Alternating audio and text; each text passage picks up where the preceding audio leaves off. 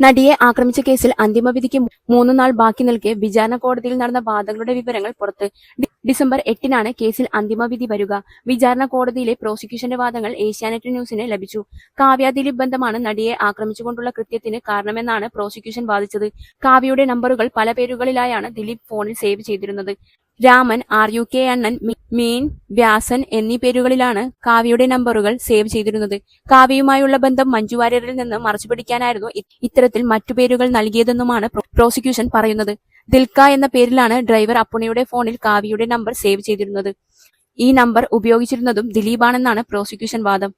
കാവ്യയും ദിലീപും തമ്മിലുള്ള ബന്ധം നടി പുറത്തു പറഞ്ഞതാണ് കൊട്ടേഷൻ കാരണമെന്നും പ്രോസിക്യൂഷൻ വാദിച്ചു. അതേസമയം പ്രോസിക്യൂഷൻ ആരോപണം തള്ളിയാണ് ദിലീപ് കോടതിയിൽ വാദിച്ചത്. കൊട്ടേഷൻ നൽകിയതിന് തെളിവില്ലെന്നും പോലീസ് കെട്ടിപ്പൊക്കിയ കെട്ടുകഥകളാണിതെല്ലാമെന്നും ദിലീപ് വാദിച്ചു. ആക്രമിക്കപ്പെട്ട നടിയോട് വ്യക്തിവൈരാഗ്യം ഉണ്ടായിരുന്നില്ലെന്നും മഞ്ജുവുമായുള്ള വിവാഹമോചനത്തിനും നടിയൊരു കാരണമല്ലെന്നും ദിലീപ് വാദിച്ചു. 2012-ൽ തന്നെ മഞ്ജു വാര്യരും ദിലീപും കാവ്യയും തമ്മിലുള്ള ബന്ധം തിരിച്ചറിഞ്ഞുവെന്നും പ്രോസിക്യൂഷന്റെ വാദത്തിലുണ്ട്. ദിലീപിന്റെ ഫോണിൽ വന്ന മെസ്സേജിലൂടെയാണ് ഇക്കാര്യം അറിയുന്നത്. മറ്റു പേരുകളിൽ വന്ന മെസ്സേജിൽ സംശയം തോന്നിയതോടെ മഞ്ജു വാര്യർ സംയുക്ത വർമ്മയ്ക്കും ഗീതു മോഹൻദാസിനുമൊപ്പം നടിയെ പോയി കാണുകയായിരുന്നു. തുടർന്ന് നടി ഇക്കാര്യം പറയുകയും ചെയ്തുവെന്നുമാണ് പ്രോസിക്യൂഷൻ വാദം.